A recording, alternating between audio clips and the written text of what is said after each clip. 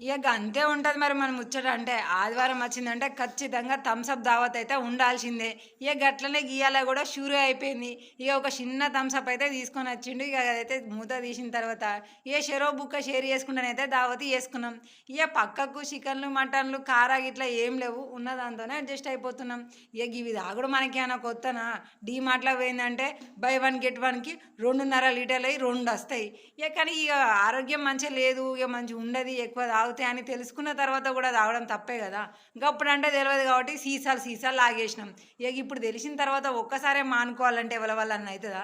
పెద్ద తాగుబోతోని వల్లనే కాదు. ఇక ఈ చిన్న చిన్న థమ్స్ అప్‌లు పుట్టుడుతోనే అలవాటైన నాకెట్లా అయితది?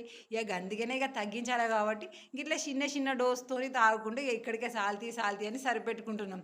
ఇక ఈ స్పెషల్ వీడియో ఏందనుకుంటున్నారా?